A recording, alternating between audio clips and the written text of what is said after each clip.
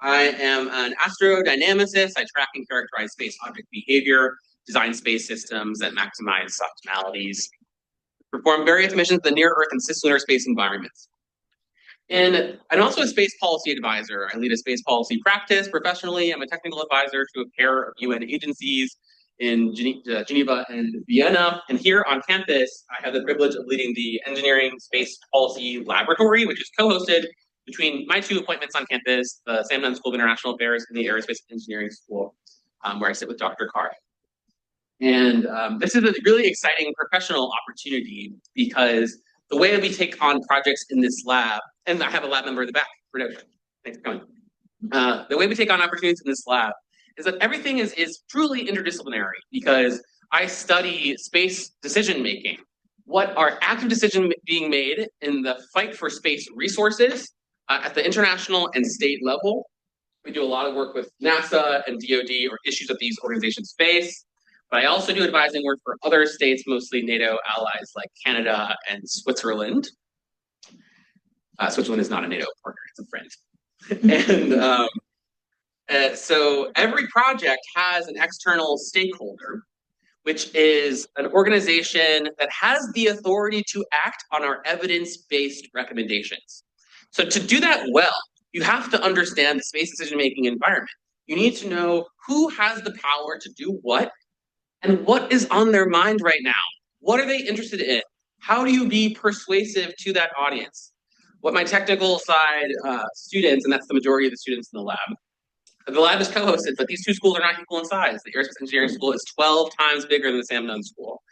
What my technical students need to learn is that you communicate with these decision makers very differently than you would communicate to an engineering manager, very differently than how you communicate to a co-designer.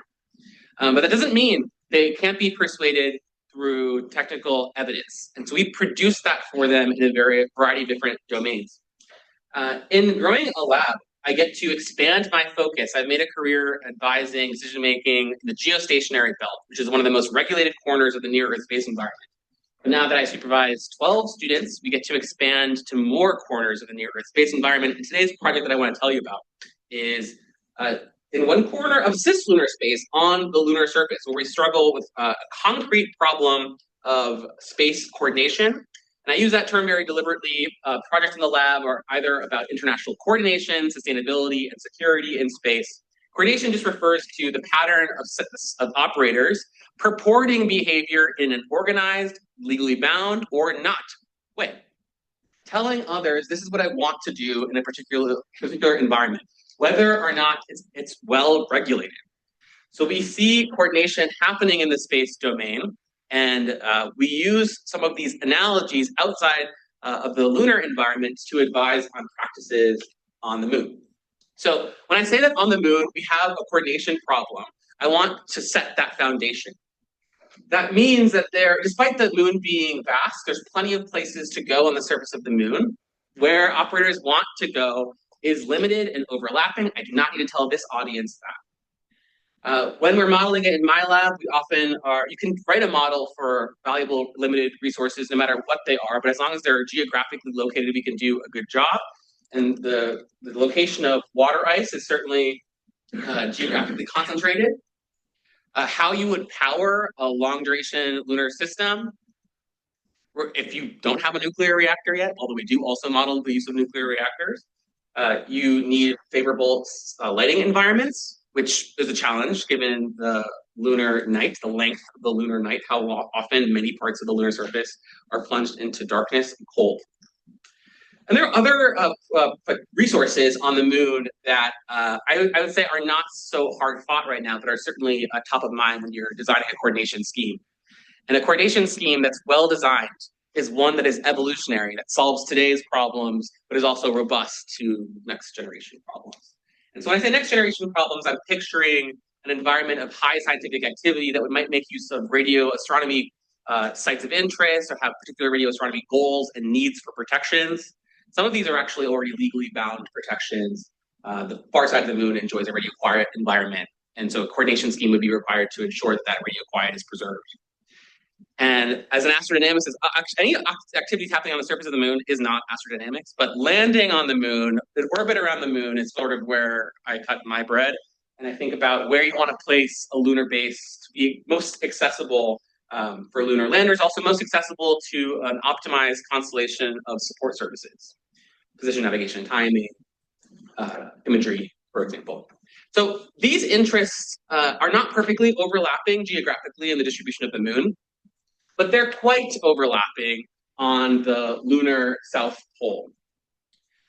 This is why the international or multinational efforts, largely state-funded by the United States and its partners and China and its partners, have both pitched this particular location. It's not where everything is favorable, it's where the overlap is most favorable. And so I want to set the scene to remind folks, and I think some of my science colleagues might not realize the extent in which states are already obligated to certain behaviors in space. And many of the foundational space laws, which started with the Outer Space Treaty of 1967 and were built upon by more multilateral treaties in the 1960s and 1970s, are verifiably well followed. There are headline news examples of cases in which the Outer Space Treaty is not well followed. But that represents a minority. It's very troubling. This talk is not about that, but one of the Outer Space Treaty articles forbids the placement of a nuclear weapon in outer space.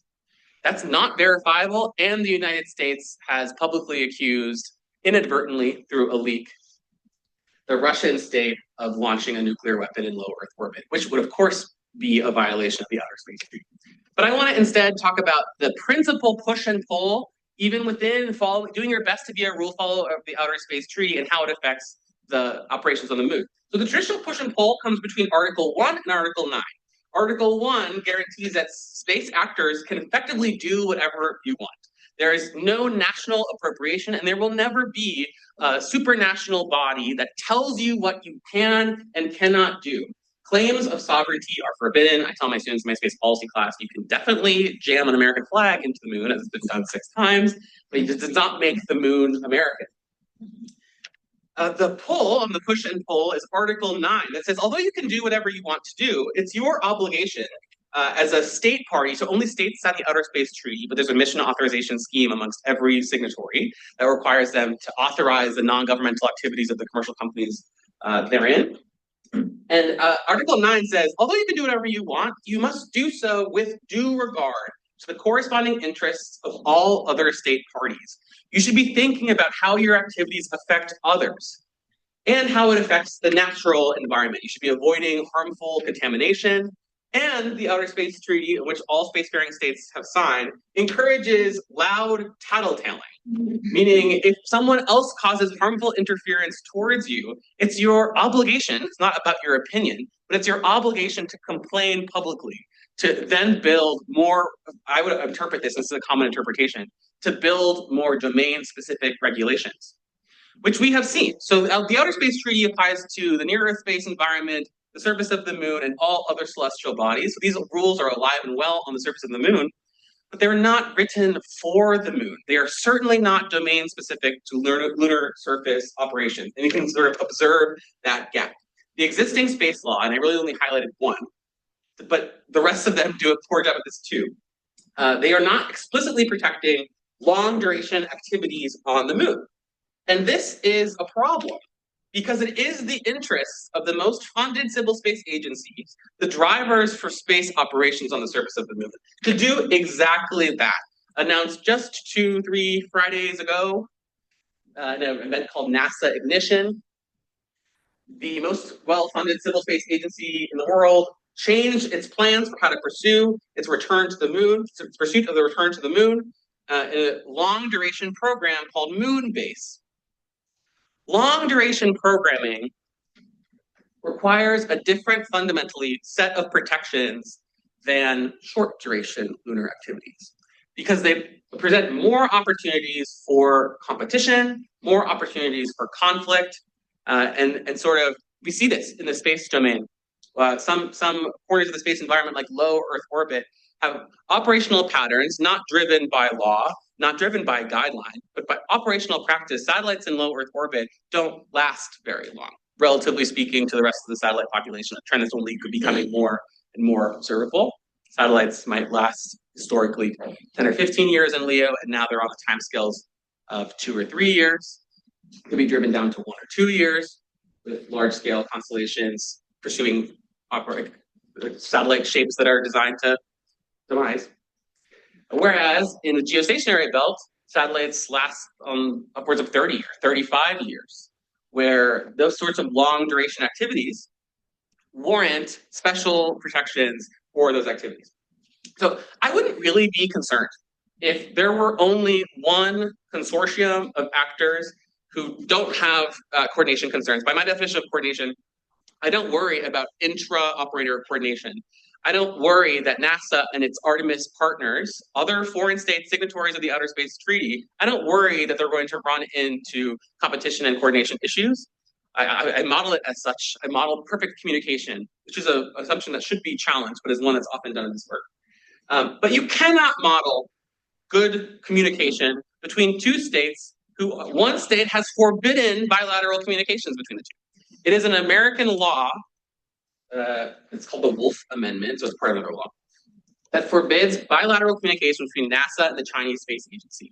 The International Lunar Research Station is often described as a peer competitor to the Artemis program. It also has a dimension of internationality in that the Russian Civil Space Agency, Roscosmos, a principal partner of the United States on the International Space Station, has chosen to partner with China and the Chinese Space Station on goals that are as vague as NASA's goals.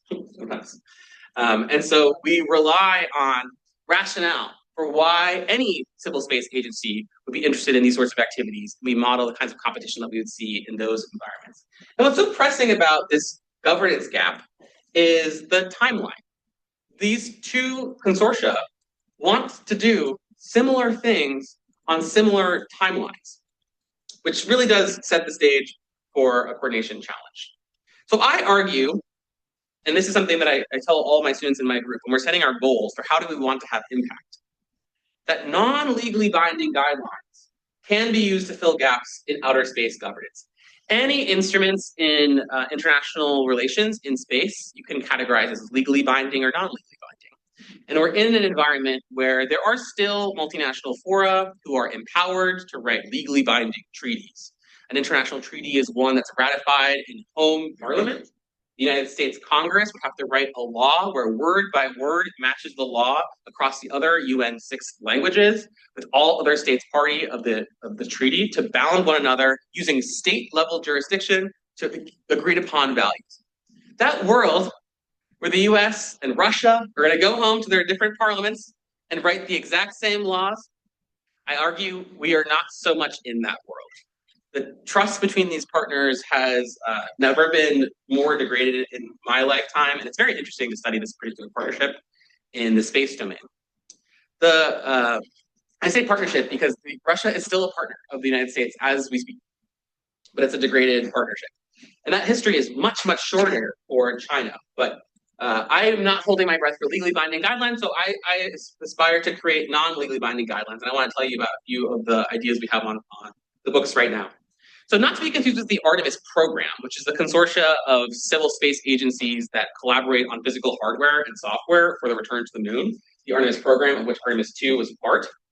The Artemis Accords are a non-legally binding set of principles written by NASA and its partners and open for signature amongst all civil space agencies around the world designated by their national flags. This table is up to date as of yesterday. There's more than 60 signatories. But if you squint, you will not see important flags on this document that would actually make for a meaningful, non-legally binding set of agreements. We're missing that second consortia. We're missing largely China and Russia. In response to the Artemis Accords being open for signatories, and that the Artemis program has a certain degree of internationality, I would argue not that much compared to the International Space Station, but certainly some. The Chinese and the Russians have opened the International Lunar Research Station operating agreement to any states that wish to sign it. These are not the same kinds of documents. The Artemis Accords is many pages long. It describes new values that are domain-specific for the surface of the moon, attempting to fill the gaps left by the Outer Space Treaty and a non-legally binding document. And the ILRS agreement is one that I have never seen. It's not publicly known. Go ahead. What is that thing, that pink thing there? Southeast Asia, the striped. Yeah. So what are we seeing here? There's nothing stopping states from signing both the Artemis Accords and the ILRS operating guidelines. What do you think about that? Two factions, not good. Well, they're not mutually exclusive by any means. What, Dan? Hedging your bets. Here, if maybe we're seeing some patterns here. These are small states. Thailand is a spacefaring nation. They have an operative satellite. So not all of these states are spacefaring. Most states in the world are not spacefaring. There's 190 states. 80 or 90 of them are spacefaring. The outer space domain is enormously inequitable. That could have been a starting point, but I think we all did that. So hedging your bets would suggest that signing the Artemis Accords is any meaningful step towards joining the Artemis program, or that signing the ILRS operative agreement is any meaningful step towards flying on the ILRS program. I've seen no such documentation that suggests that that's true. There is a big gap. It's important to not equate the Artemis Accords with the Artemis program. But what we're seeing here is how non-legally binding guidelines only really work if you get key states to sign them. So let's drill a little bit closer and look at a particular instrument that's invented by the Artemis Accords, invented on the surface of the moon. The concept is certainly not new. It's called the Lunar Safety Zone. So under the Artemis Accords, this is a new definition. A safety zone is an area where notification and coordination are used to avoid harmful interference. It's defined to be temporal. It's defined to not be exclusionary. Carefully chosen word here, because the United States is in no position to rewrite the Outer Space Treaty. It's already obligated to no claims of national appropriation. It can't be excluding people from places. But the idea is, what if we temporarily asked people to use their rationale to remove themselves from areas that enjoy scientific and engineering key environmental parameters that benefit from maybe radio frequency quiet, that benefit from maybe seismic quiet. And maybe we could get on a page here where we have a values-driven approach where China and the United States could agree that some things are worth protecting to some degree. Often in the history of space governance, those activities are science-based. The safety zones are not drawn to just be science-based, given the language of the Artemis Accords. And China is not on the record with a description of why they did not sign the Artemis Accords. But I would wager that this is the deal breaker. Because agreeing upon a safety zone, whether or not you call it a claim of national appropriation, has certain securitization, to use an international relations term, consequences, leaving a first mover advantage that wasn't present absent a safety zone. So I was really interested in the lab to think about safety zones on the moon and sort of socialize them in the international community, not as an advocate. I don't know if I want safety zones. When I first asked this question, I'm not so sure if I want safety zones. I don't understand the mapping between safety zones of various geometries, by the way. The Artemis Accords didn't define any geometry about the safety zones. Mapping safety zones with first mover advantage. I definitely buy that there is a positive relationship between the existence of safety zones of any geometry and first mover advantage, but I think our community needs to better understand that relationship. And so I really lean, and this is where the lab's structure is really important. We can't just be all engineers. We have to look back at the history of space governance and ask, where have we temporarily lent semblances of sovereignty in exchange for protections before? Where have we had effectively safety zones, but defined in another way and certainly not called that? I want to highlight one. This is the most used space governance principle, even though its authority and administration lies outside of any UN agency that has a space mandate. These are known as notices to airmen, an international system governed by the International Civil Aviation Authority, the Civil Aviation Organization. This is an international system to protect the airspace from physical conflict that can happen during particularly unsafe operations. So planes that are experimental might issue an exclusion zone, a NOTAM that describes a region, a polygon on the Earth's surface, where other planes should not fly in the name of safety, a temporary exclusion zone. So I wanted to show a map of notices to airmen in action. I also want to show some context. So in addition to concepts of sovereignty, like everyone's familiar with the US and Mexico and some Caribbean states, although this is kind of a geography quiz if you want it to be.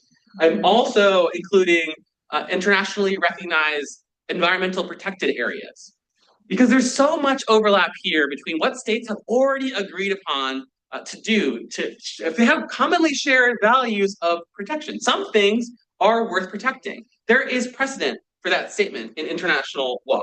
So let's draw a NOTAM from from a particular space launch.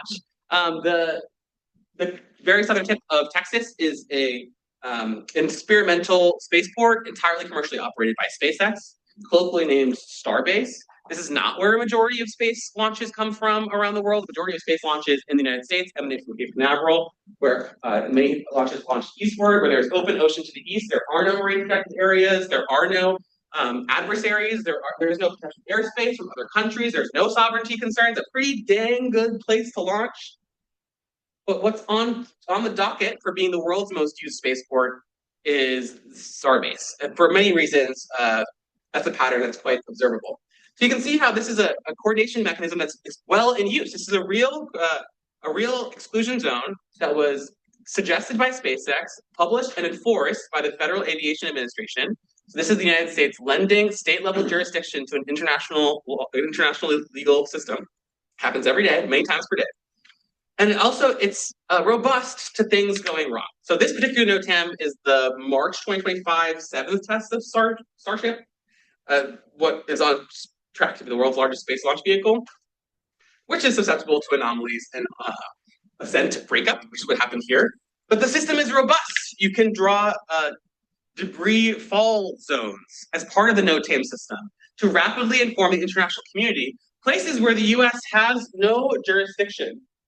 The US has no right to exclude anyone from here. This is not a sovereignty question. This is a commonly shared value of safety.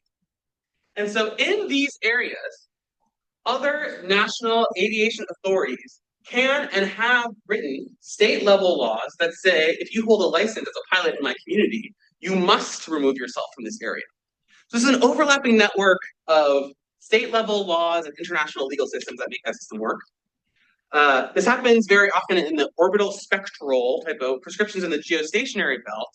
Another example of we're firmly in the outer space domain. We're firmly in a place where there are no there's no room for national appropriation, but we see long duration activities. A well-stationed kept satellite in geostationary orbit, I told you, can last upwards of 30 years, creating the need for what looks a lot like sovereign protections. But instead, we lend our commonly shared and understood needs of using the radio frequency spectrum, this commonly spoken language of all satellites, which is susceptible to harmful interference, a phrase that appears verbatim in the Outer Space Treaty. Harmful interference in the radio frequency spectrum is protected by the Outer Space Treaty, demanding a system of protections that we see here that does not exclude other satellites from being in your orbital slot, but creates an incentive mechanism for them not to be. Okay, so let's go back to the moon. I think if you look at those previous examples, you might agree that safety zones are designed to protect activities, but they also do have the consequence and sometimes legal precedent for exclusion. Not exclusion due to sovereign demands, but exclusion due to commonly shared safety values. But if you drill down to the lunar surface, in small and high-value lunar environments, like permanently sheltered regions in the southern pole of the moon, we're dealing with a very small area here in which there are no touch points for sovereignty. There are touch points for sovereignty in both the NOTAM environment and the geosatellite environment. We could fall into a pattern of creating de facto control even without sovereignty, and that could transform claims of commonly shared safety values into strategic advantage for whoever claims them first. I'd argue the central question here is how can safety zones do it all? Protect operations, but without the negative externality of becoming a territorial claim. I would argue that the Artemis Accords is failing at striking that balance. It doesn't attempt to strike that balance, and instead perpetuates and asks states to sign an ambiguous statement. And that ambiguity surrounds safety zones and the obfuscation of that balance between protection and exclusion. They make no attempt to defend an argument that I think China has the right to make, even though they haven't made it so clearly, that these safety zones are unfair and exclusionary. Okay, so that's all the lead up to a project in the lab where I'm highlighting the work of one of my graduate students, Vic Paulson, who's doing her PhD in AE. And we're asking questions about how can we develop a dynamic system where we have rational actors who are looking for limited natural resources, and we can measure their ability to find them, even in an environment where we don't particularly well understand how much effort it will take to dig up water ice. We do know how power systems work, how far a rover can drive without going back to its power system base. We know where geographically the PSRs are. We can do a first order model here and ask questions like, how large can safety zones be before they meaningfully reduce access? And how does this access reduction work with commonly held values that are well documented and mandated in individual international organizations, authorities, like efficiency, making sure that we build a system that lets people get the resources they want and is not terribly inequitable, meaning second movers aren't shut out of the game. So can the safety zones be designed to protect science, safety, and fairness all at the same time? The way we try to tackle that question is designing a dynamic model where there are two actors. Both actors are mining permanently shadowed regions at the lunar South Pole, and they're operating under a greedy algorithm. So they're sort of punished by driving too far away to get a little bit of kilograms of lunar ice. They are responsive to the lunar terrain, so we know from previous patients based on how we design rovers, how we avoid certain slopes, given today's rover technology. These are all assumptions that we are asking ourselves to make here. Of course, we could design better rovers, bigger batteries. We can do all those things, but these are all parameters, these are knobs you could just change in the model. And we're asking, how do these rules inspire measurements of efficiency? This is Shackleton crater, a 13-mile diameter crater, or maybe it's radius, I guess mile diameter. I'm not a moon geology guy. On the southern tip of the moon. This is an entirely efficient result of our model. We have a 0-kilometer safety zone. We have no safety zone. We see these two actors who just started in random positions on opposite sides of the Shackleton crater operating, and the Shackleton crater is almost entirely a permanently shadowed region. So we're treating every portion or every pixel in Shackleton crater as equally valuable. Not, you can challenge that assumption and should, but efficiency is asking, of all of the pixels available in Shackleton crater, do one of the two actors get it? You don't need safety zones to maximize efficiency. Protections in outer space are about balancing efficiency and equitability. If there were a third actor who was interested in landing on the rim of Shackleton crater and mining with the same greedy algorithm, if they arrive too late, there is no resource left for them, and that system for them is perfectly inequitable. This is making no attempts to balance efficiency and equitability. We need to shrink away efficiency and give it to equitability. But where is the right balance? The study asks, what if we look at teaching these two actors to respect one another's safety zones? Don't get within 1 kilometer of one another. We see here that creates a little bit of gap in Shackleton crater, a little bit of inefficiency, but a runway for a third actor operating in the future. 5 kilometers, 10 kilometers. At 10 kilometers, these are not randomly selected. Although NASA has not published any recommendations for how a safety zone should be defined, in their personal capacities, some NASA scientists and engineers have described why they would benefit from a safety zone for different applications. And we've seen numbers like 1 kilometer and 10 kilometers, which is why we chose these numbers here. And you have to ask, who are we building an equitable system for? Is there a meaningful third actor who is not part of either consortium who could be in a position to use these resources? Or are we sacrificing efficiency for the sake of equitability when no actors are fighting for it? I hope you agree here that there is certainly a balance that you might want to strike. In this work, Vic also is very interested in exploring what happens when those two actors who are randomly placed on the edge of Shackleton crater were to arrive at very different times. So on the x-axis here, these are arrival time differences in years, expanding all the way to 50 years. What if one of the two states is very wrong about its timeline to create a long-term presence on the moon? Both of these countries have been very wrong before, even though evidence is mounting that they're on a better path than ever before, too. What you can see here, and I think it's not hard to sort of match your hypothesis if you had one, it's almost always better to be the first actor. But it also depends on where you got started. As the second actor, it's a poor assumption that you would choose to randomly land near a permanently shadowed region. You would instead want to land in recognition of where that first actor is and after observing their behaviors, likely departing from a perfectly greedy algorithm. So in general, and this is the topic of my space sustainability class, sustainable space activities are those that strike that balance between a feasible combination of policy and practice. So make suggestions for rules that are well enough, like they're easily followable. So when I say a combination of policy and practice, the policy part means the rule has to be in place. It can be legally binding, it can be not legally binding. And practice is about compliance with that rule. Once the rule is in place, are people doing it or not? Because remember, there's no supranational governance system for space. So if we had a non-legally binding agreement between China and the United States on safety zones, there is no enforcement mechanism, not a legal enforcement mechanism. There can easily be a social enforcement mechanism, but there's no legal enforcement mechanism for either state breaking their compliance. And so I would imagine our dynamical system should model the trade-off between stepping over someone's safety zone and the gain you get for doing so. And that's exactly what we're doing in sort of the next steps in the lab. I told you we always have a stakeholder.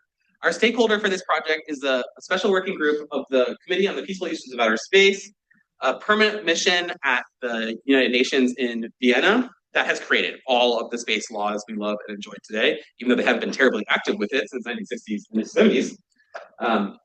They're doing quite well on non-legally binding agreements there. There is a permanent working group, a temporary working group for the distribution of lunar activities. That is our target audience. We want to create tools for them to ask states, what is your trade-off? Like every state is allowed to have their own opinion on how far you're willing to trespass over someone else's resources without even defining what a safety zone is. You do not need to be a signatory of the Artemis Accords to have an opinion on this. I don't really want to wait around for the Chinese and the Americans to be on the moon at the same time to have to use observable data to go into this model. It's opinion-based now. Like our rough contour understanding of where the resources are on the moon is enough to create meaningful insights here. And so this work is about creating a tool set and partnering with the right team to do this. So there's a civil society organization called the Open Lunar Foundation that is a permanent observer to the Committee on Peaceful Uses of Outer Space. They have selected Georgia Tech to be a strategic partner to build this tabletop exercise, one that we're running in person in Vienna, and we're also creating like a fun digital game that you and your friends can play online. Player 1 and Player 2, who wants to encroach more on one another's safety zones. Do both of you respect that? And creating a lot of different data sets about how far people are willing to go on this totally new and experimental instrument on the lunar surface. So with that, I want to say thanks, and I'll take any questions that you folks may have.